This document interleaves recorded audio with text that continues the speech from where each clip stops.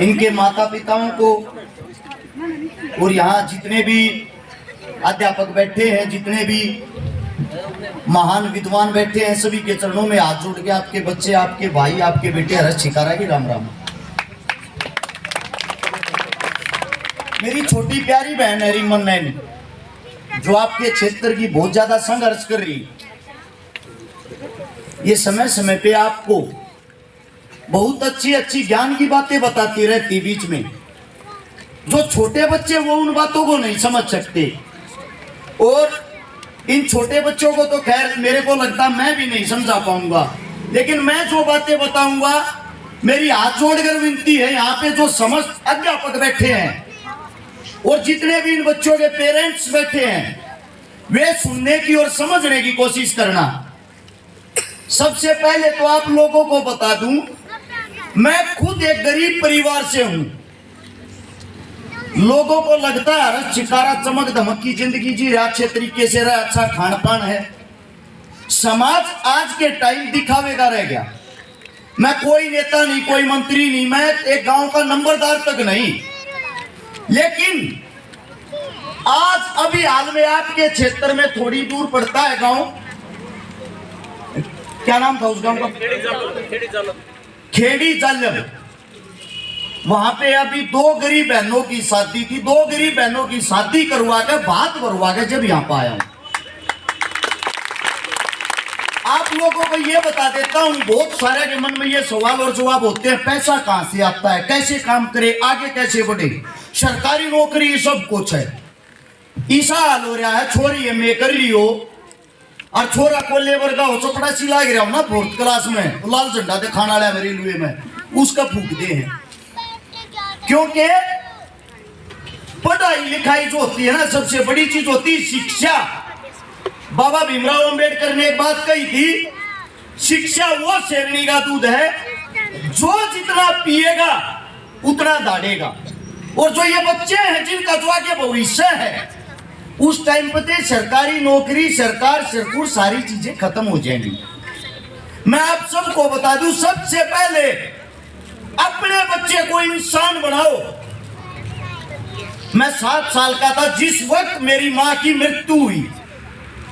मेरी मां मेरी आंखों के सामने मेरे को इतना बड़ा पाठ पढ़ागी। मेरी मां की मौत का कारण सिर्फ 50,000 रुपए था। अगर हमारे घर में 50,000 रुपए होते, मेरी मां जीवित होती।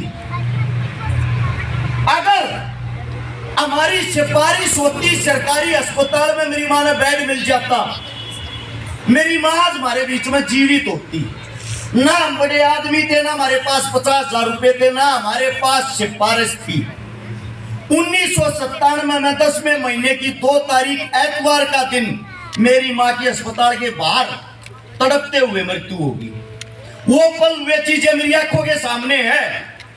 मेरे दादा की, मेरी दादी की, उसी के दौरान 6 महीने से 1 साल के अंदर मृत्यु होगी।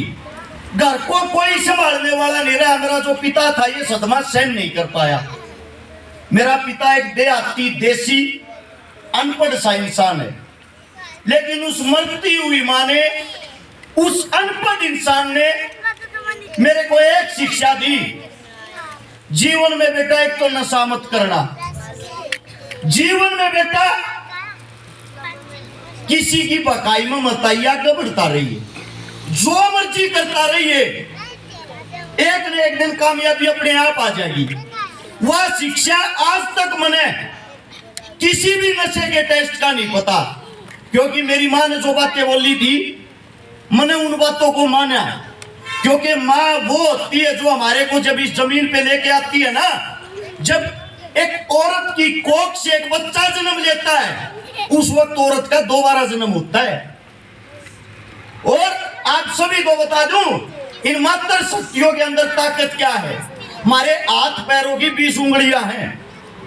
20 उंगली अगर इस वक्त हमारी टूट जाएं, यानी कि मर्दों की टूट जाएं, 20 हड्डियां टूटने के बाद सबसे नाजुक चीज होती है, तो आदमी वो दर्द सहन नहीं कर पाएगा और उसकी कुछ टाइम के बाद मृत्यु हो जाएगी। उसकी बॉडी का जो दर्द होगा वो 45 डिग्री तक होगा। और जब एक औरत बच्चे को जन्म देती है, इससे भी 10% ज्यादा 55% दर्द उसकी बॉडी के अंदर होता है, उसको सहन करके अपने प्यारे बच्चे को जन्म लेती है। और वही बच्चा एक अनपढ़ता के कारण, एक गलत चीज के कारण अगर नशे का शिकार हो गया, गलत शिक्षा में बढ़ गया, गुंडा बदमाश चोर ठग डाकू बन गया, उसकी माँ का आगे आने वाला जीवन भी खराब हो जाता है। सबसे बड़ी चीज अपनी नस्ल को सुधारना। नौकरी के चक्कर में छोड़ गए, पहले आदमी तो बना लो। अपने बच्चों को यह सिखाओ असलियत का भगवान कौन है। माँ बाप तो आजकल के बच्चों के अनाथ आश्रमों में रहते हैं, वृद्ध आश्रमों में रहते हैं, तो कहाँ के भगवान है। माँ और पिता से बड़ा कोई भगवान नहीं जो आपको इस जमीन पे लेके आया। उसके बाद नंबर आता है जो आपको अच्छी संगत सिखाता है, अच्छा रास्ता दिखाता है, जिसको कहते हैं हम गुरु। वो गुरु किसी भी रूप में हो सकता है।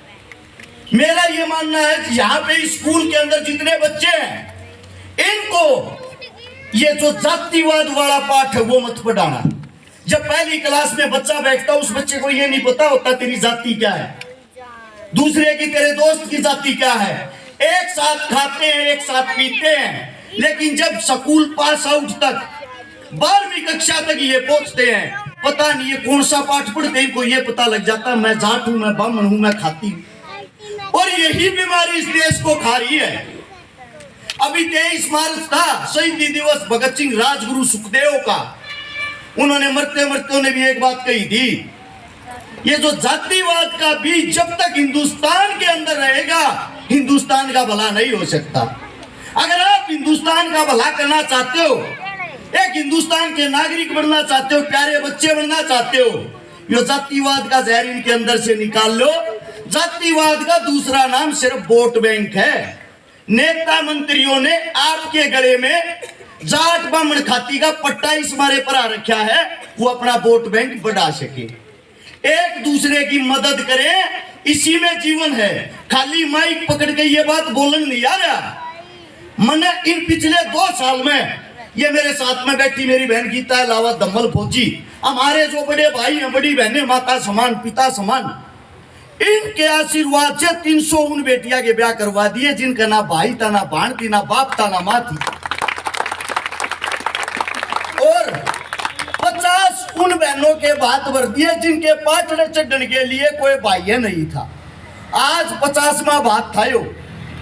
और मेरा ये मानना है, मेरे से पूछते हैं कहीं क्या करना चाहता है, मैं उनको यही बताता हूं जो मैं आज कर रहा हूं, जब तक मेरे अंदर सांस है मैं बस यही करना चाहता हूं, इससे अलग नहीं। 29 करोड़ रुपए की, बिना कोई पावर के, बिना कोई पद के, 100 गज के किराए के मकान में रहता हूं।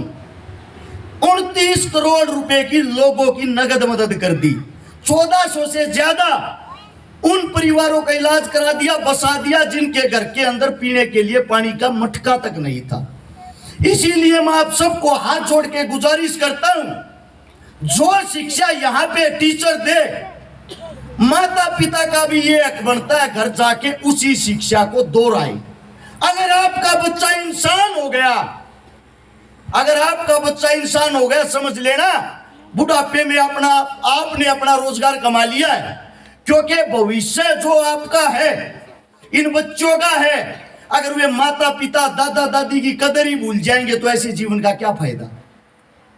माफी चाहता हूं, ज्यादा लंबी बात होगी, मेरे मुख से कोई गलत बात निकल गई हो, क्योंकि मैं एक किताब के तू पढ़ के ना बोल रहा हूं। और अगर लैंग्वेज से ये लगा रहे हो, अगर भाई छोरा इतना बोल रहा है कि बिना पढ़ा लिखा ला कंप्लीट कर रहा हूं, 1200-1400 किताब भी पढ़ रहा हूं, 4 घंटे अब भी डेली पढ़ू हूं, 3 बार सरकारी नौकरी लाग कर छोड़ रहा हूं, क्योंकि यह गुलामी करनी अपने बस की नहीं है।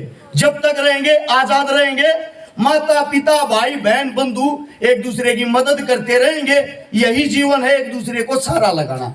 सभी का धन्यवाद, इतना मान सम्मान, इतना प्यार दिया, उसके लिए राम राम, जय हिंद।